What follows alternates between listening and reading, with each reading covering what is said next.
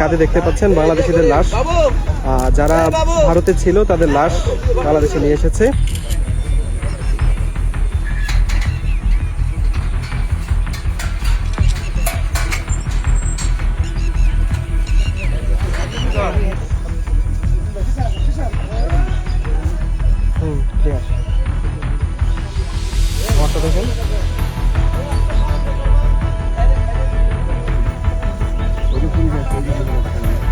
দেখেন কাঁধে দেখতে পাচ্ছেন বাংলাদেশিদের লাশ, যারা ভারতে ছিল তাদের লাশ বাংলাদেশে নিয়ে এসেছে।